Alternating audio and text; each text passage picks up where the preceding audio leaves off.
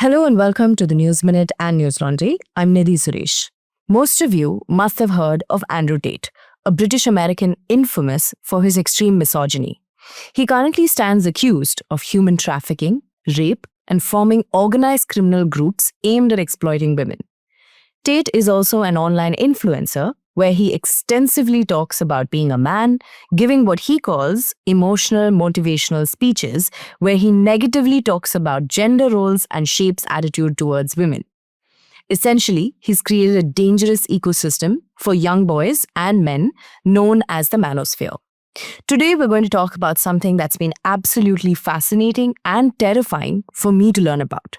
It's a story that my colleague Lakshmi Priya has worked on for at least the last 8 months, where she's looked at the extent and the influence of the manosphere, specifically in the context of the Indian subcontinent.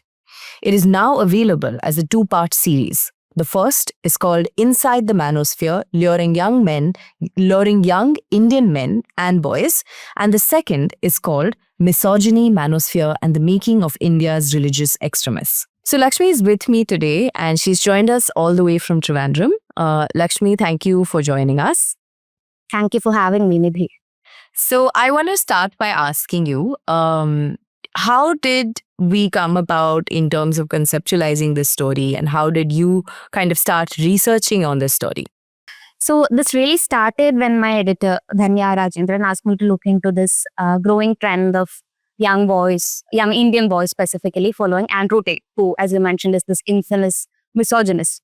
So honestly, at first, I didn't think much of it. I just thought that this is probably just a weird internet phase that they're going through, that will grow out of it. These are just teenagers being teenagers.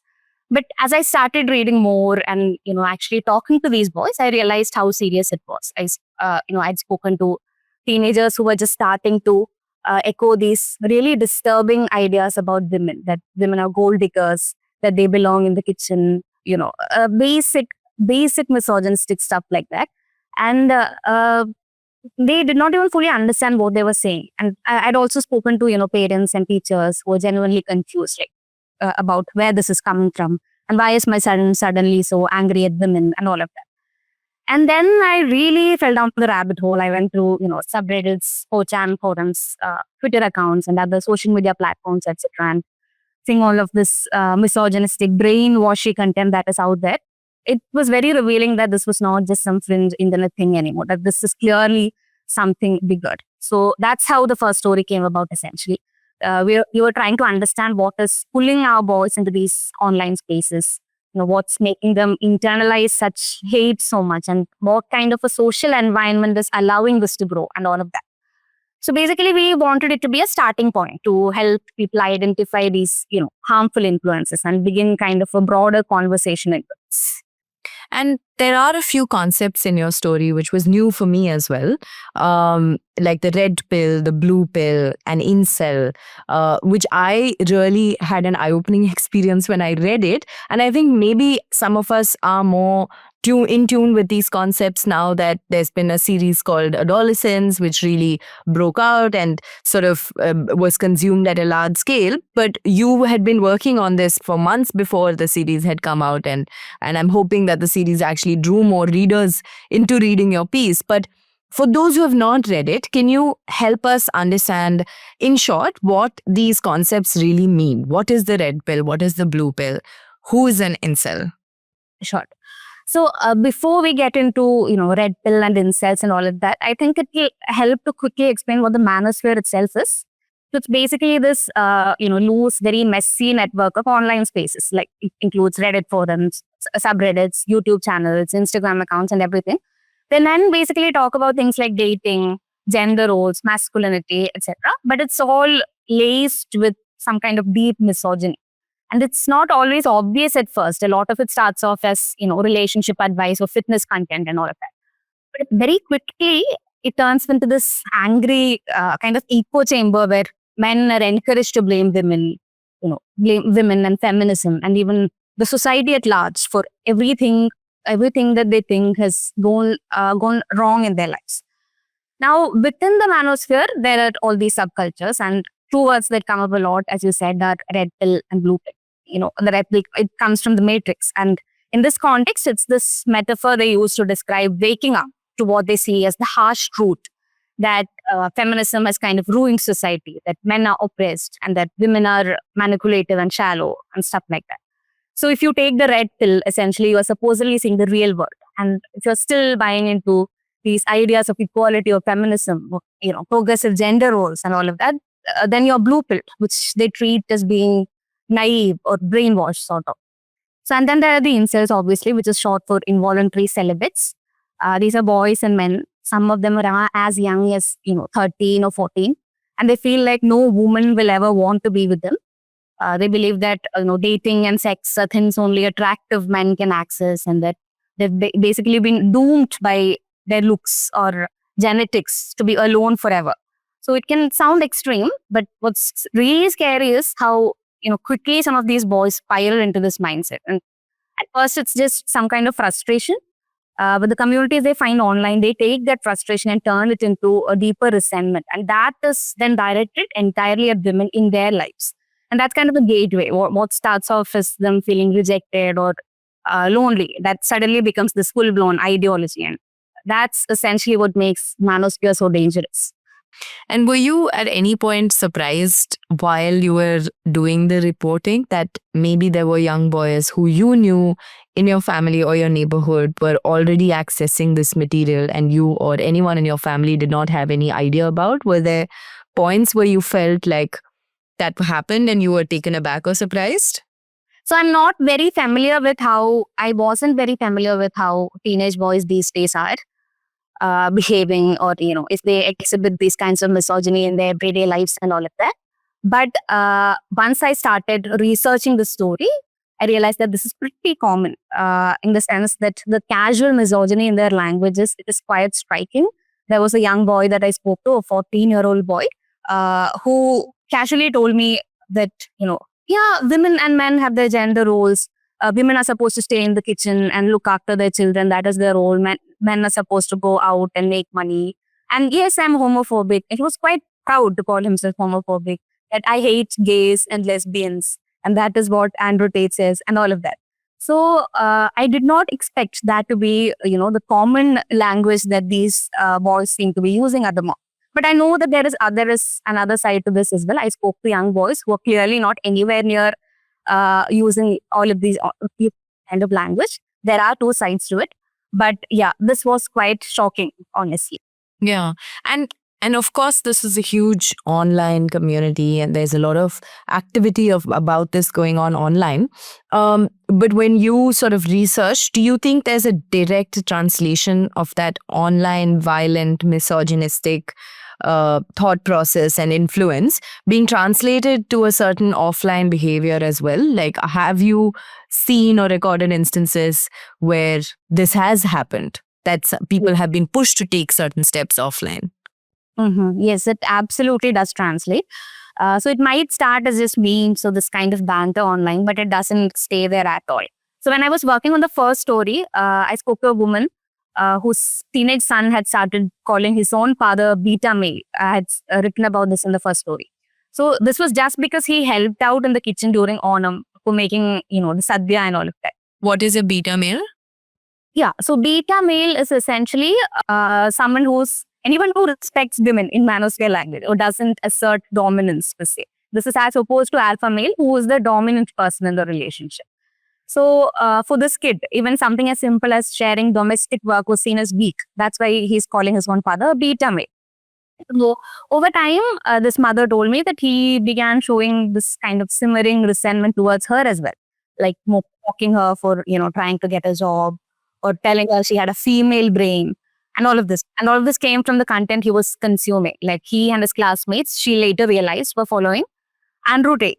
So they were internalizing his ideas and repeating them without even probably realizing what they meant. And this isn't just one boy. You hear about this more and more now, whether it's in schools, or there are these WhatsApp groups of men, young boys worshipping Andrew Tate, or even in the way boys talk about girls. Some of the schoolgirls that I spoke to, they were talking about the way these boys talk to them, seeing them as something lesser than them. And now, of course, not everyone ends up doing something violent, but sometimes they do. And I have cited an example, Elliot Rodger, for example. He was this self-proclaimed incel who was a 22-year-old man in California. He had killed some 6 people before killing himself, and he left behind this manifesto which blamed women for not wanting him. And this guy became a kind of icon in these incel circles. And that's an extreme case. It's a reminder of where this kind of ideology can lead if we don't intervene. Yeah. Right. Yeah. And actually, even here in India, when we hear about things like acid attacks or crimes over rejection, etc., we rarely call it what it is. It is misogynistic violence, but it's all part of this same ecosystem. And as you mentioned, the Netflix to adolescence, that had touched on this too, how boys are being shaped by what they see online, and how platforms like YouTube or Instagram are full of this content that tells them women are the enemy. I had actually written about the show as well. So no, yeah, it's not just online hate. It really does spill over into everyday lives. And in, like we were just talking about India, but how do you think India has its own Andrew Tate? Has there been, in your research, have you found that there have been Indian influencers who have come up in the different forms of Andrew Tate, and are they as influential?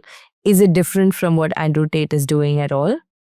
Yes, we absolutely do have India's own versions of Andrew Tate. And what's happening in the Indian manosphere right now is actually, curiously, both very familiar to the template of the Western manosphere and is also simultaneously somehow uniquely Indian, which we are actually exploring in detail in this article. So what's happening in India is a kind of Desi adaptation of this global, red pill culture. And the language being used is also kind of alarmingly similar. You'll find Indian boys and influencers, using phrases like she got cum then dumb, or talking about, again, alpha males and, female nature, hypergamous female nature, gold digger women. And it's all the same script basically. And a lot of this happens in Telegram channels and Reddit forums and all that, where already radicalized boys and men basically further radicalize others using these pseudoscientific articles about how women are biologically hypergamous and theorizing that that's why women are gold diggers and all that. But then it is mainstreamized through influencers, of course. We have creators like Elvish Yadav, who rose to fame as a YouTuber and through Bigg Boss. He was a winner of Bigg Boss season, I don't remember, but one of the Bigg Boss seasons. And his videos often include this kind of mocking, aggressive commentary about women. And there's Lakshya Chaudhary, who's known for, reacting to feminist content by ridiculing it, with a huge fan base cheering him on. And in Kerala, there's Rahul Ishwar, who claims that women are filing fake rape complaints and destroying men's lives, citing false data without any nuance, basically. And people like Rahul position himself more as a public intellectual also, which, at least among certain people, lend some credence to his words. So, yeah. And as a men's rights activist, I'm assuming, right? There is also that intersection. He's part of the organization called the All Kerala Men's Association, which is kind of parroting many of these talking points that the manosphere does have, that women are filing fake complaints, they're destroying men's lives, that the law is biased towards women. Gynocentric law is what they call them. Yeah, so basically they repeat these talking points. And in the second story, I know that the second story for you in many ways was much more challenging than doing the first story, right? Where you actually look at the potent mix of religious extremism and the manosphere and how that overlaps very uniquely in our country. Can you briefly tell me what were the challenges that you were sort of facing when you were looking at the second story? And why did we actually feel the need to do a second story when the first one we looked at the Indian subcontinent very specifically in terms of what the manosphere was, but we still felt something had not gotten covered yet fully, right? So tell me a little bit about the challenges and why there was a need to do part 2 of the story. Yes. Honestly, the second story wasn't even something we planned from the start. But while working on part 1, I noticed this idea of religion kept popping up. So many of these boys seem to be subscribing to extreme religious ideologies. One teacher that I spoke to for the first story, she told me that her student, who was an admirer of Andrew Tate, he also spoke about Ayodhya and how the Babri Masjid demolition was a boon for Hindus and stuff like that. And one of the incels that I spoke to actually warned me about the supposed Islamic takeover of Kerala, and that if I kept doing what I was doing, that is writing for supposedly leftist platforms, some mullah would force me to convert and assault me if I don't. Stuff like that. I've written about all of this in the article. And the same person was also a big fan of Andrew Tate, who ironically converted to Islam himself and then kind of twisted and manipulated the faith to suit his own worldview and agenda. So all these parallels between, misogyny, nationalism, and religious extremism, all of this kept surfacing when I owned the first story. And I was wondering about all of this. And around the same time, I also came across a Guardian article that was quoting a UK counter-terrorism report. It basically said that online misogyny is increasingly acting as a gateway to further radicalization. So that kind of clicked for me.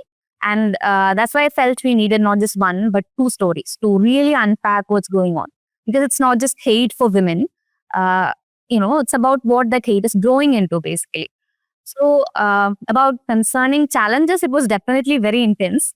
A lot of my time went into just lurking on, Reddit forums and YouTube comment sections, Telegram channels and all of that, just to understand the language and, what's drawing people in.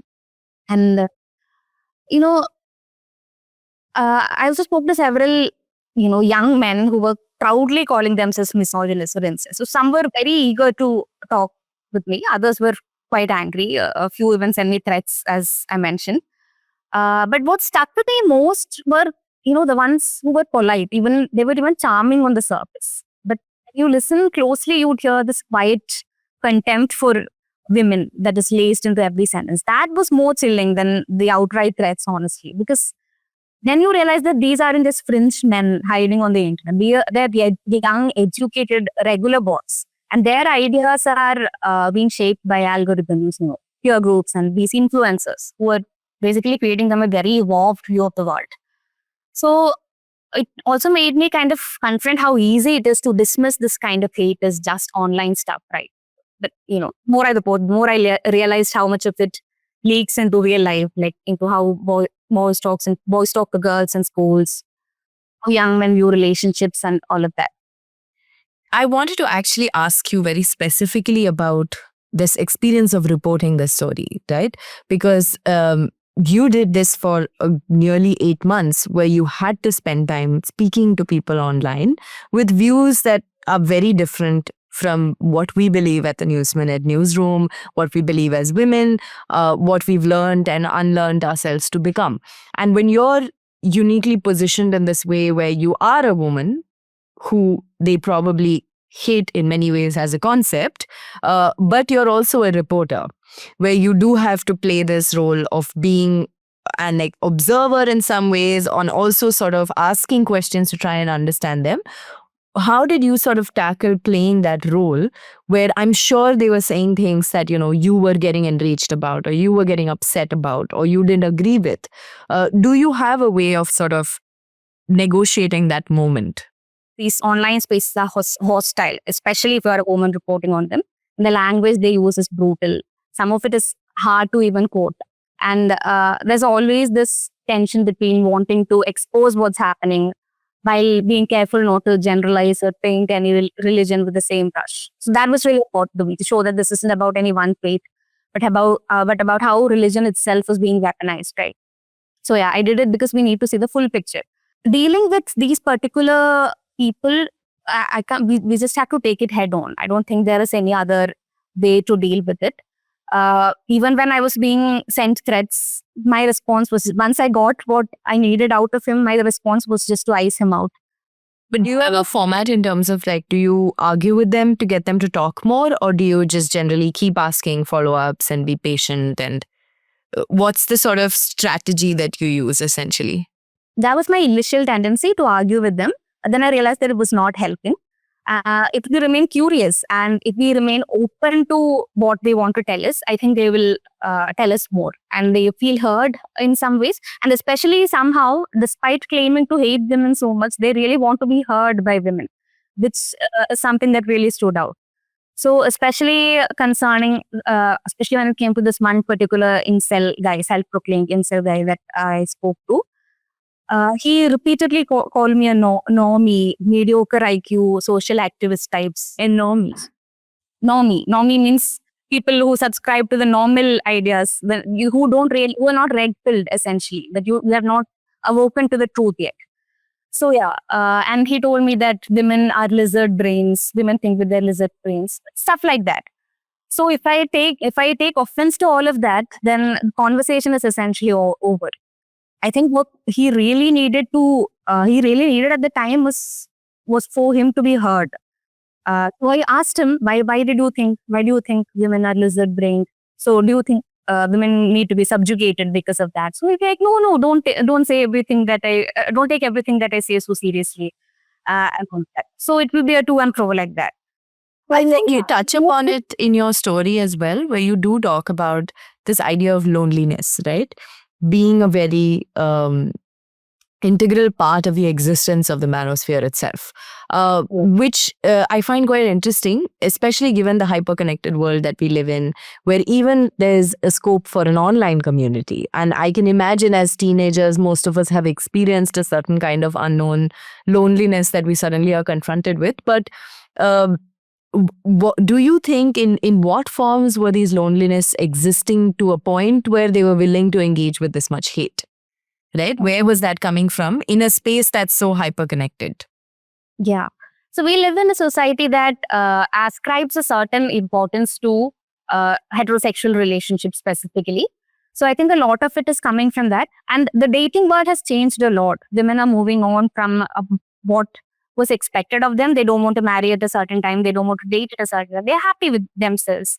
So the progress when it comes to gender dynamics is very one-sided, mostly. So this kind of is leaving a lot of men at a loss. So it is a systemic problem actually, which many people are taking advantage of. Basically, people like Andrew Tate and others are taking advantage of. So at this point, when there is this vacuum of women being happy with themselves and men wanting relationships but not getting them, they're taking advantage of this particular vacuum and telling men that this is a whole problem because women are now going ahead and taking your jobs and taking over your lives, leaving you behind. So that kind of turns into this kind of a deep resentment that forces them to blame women instead of the system, the capitalism. And given that most of these are young boys who are probably in high school or college and things, do you think there's an awareness, out of curiosity, I just wanted to ask that, do you think there's an awareness in schools, colleges, among teachers that there is this slow but extremely violent world lurking behind the students that they're engaging with every day? Is there an awareness in our education system? Partly. I don't think it is something that everyone is aware of, even though they should be at this point. So in Australia and all, they're introducing courses specifically to counter online misogyny. So that is something that we should aspire to. But I don't think India has reached this point. There are quite a few teachers that I spoke to in schools and tutors who deal with young kids, who are very aware of what is going on with them in their online lives and who tried to, lead them to a different path in all of that. But in our government schools, I don't think so. So our aim should be to bring us to that point, basically, where the teachers and the parents are especially aware of what is happening. And last question, Lakshmi, I wanted to really ask you is, what makes this story really unique for me? Not just as a reader, but also as your colleague who works in the same newsroom, is that this is one of the stories. I think very few newsrooms in India do stories that are not reaction-based, right? The way we look at our newsrooms, we end up reacting to the events that are happening around us. A lot of times, we are caught up in the rut of so much breaking news happening every day and having to go and cover it. This is one of those stories which actually looks at a certain ecosystem that's being created for something that could become a lot more dangerous in the years to come, if it hasn't already become dangerous in many ways. And it's also a tricky story for a reporter to understand if the report does its job, right? Because unlike a lot of the stories that we do, this doesn't hold one politician or one particular institution or one police personnel or one individual to account, but rather we're all in some ways complicit of not really paying attention to what's going on around us, right? So when you're trying to hold a culture and a society and an attitude accountable, how do you sort of assess the impact of your story, for lack of a better word? Because I do know that in the last couple of months, this is one of the stories that has received a lot of feedback and has gotten read very, very widely, right? I think even Dhanya and we were all quite taken aback at the response coming in from parents and teachers and all of that. So I wanted to ask you as a reporter, how did you sort of assess the impact? Was there one or two responses that you felt, this is where my story really worked? Okay, yeah, that's honestly one of the toughest parts of reporting on something like this. As you said, you don't always get a neat arc of impact. As you said, there's no one person to hold accountable, or there isn't any law that is getting changed overnight. But what you do start noticing is how the conversation shifts, right? The response to both stories actually has been pretty incredibly telling. A number of people messaged me saying their kids watch Andrew Tate, but that they didn't know it was this serious of an issue. I will actually read some of the messages. This is something that a parent had sent me. Dear Lakshmi, thank you for sharing your article on the influence of the manosphere on young minds. As a parent of 3 daughters and with boys in our family as well, I feel it's important to share my perspective on this pressing issue. I'm particularly convinced that the way a father treats his wife and other female family members has a profound impact on a young boy's mindset. In our household, we make it a point to treat everyone with respect and dignity. This approach ensures that our sons understand from an early age that respect and equality are not just ideals, but essential elements of everyday life. So there are a lot of people who sent me messages saying, we were actually introspecting about their own lives and how, these kinds of changes have to be inculcated to their own families first. And there was journalist Shubha Rao who wrote to me saying, as the amma of a 22-year-old boy, I have been terrified seeing this creep into children's lives. It's quite the endeavor to raise boys well, to respect others, to be kind, to understand consent, to love without hate, to protect from the sage. And thanks for writing this out there. So I was happy. I was very happy to receive all of these messages, but I was particularly happy when even some of the young boys that I spoke to wrote back, because it was important to me that, I approached this from an empathetic angle and not really dismiss the boys that we're writing about. So one of them, a medical student who had been a part of the manosphere before eventually getting out of it. He had a small gripe also. He sent me this. Hey, so I read the article, excellent writing, well balanced too. Although many of the people who have shared it don't seem to have the same nuanced opinion. Anyway, thankful that you wrote this well. So this is a gripe that quite a few people had. I know you started the second story with one particular conversation that you were having online. Did that person or that account end up reading the story? Was there? I'm not sure. I haven't reached back to him because the last message that he sent me was a rape threat. So, and I was not sure if I should follow up with him. But yeah, I'm sure that if he has read it, he would reach out to me anyway. But yeah, this message really made me happy because one of the gripes that he had, even when I was speaking to him for the story, was that he wasn't sure if this was going to be an empathetic take, if this was going to be a one-sided, today's feminism kind of a take, and not an intersectional approach that, some people would expect. But then he was happy that it was an intersectional, more nuanced approach. So that made me really happy. Anyway, yeah, that's how it goes. And obviously there was a lot of defensiveness too. People trying to argue not all men, or claiming I was attacking religion, even when the story made it clear that this isn't about any one faith. I think that kind of discomfort also signals that we have touched a nerve, or that we are asking questions that people don't want to confront, right? So for me, it was, even a few people start looking at the young men around them a little differently, like with more awareness or more responsibility, then the story has already done this job. Absolutely. Thank you so much for the work that you do, Lakshmi, and for the writing that you do. It adds so much to all of our worlds and all of our readership. I just want to add that after the first story that Lakshmi did, she and Dhanya did an interview, which was quite eye-opening, which was with 2 young teenagers based in Bangalore, where the idea was that no matter how much we intellectualize, no matter how much we research, to really understand what's going on in schools, we had to listen to teenagers themselves telling us about this world that we often are so far away from and so removed from. So you will find the link of that interview below this one. You can go watch that. It's way more interesting in so many ways than listening to adults talk about the manosphere itself.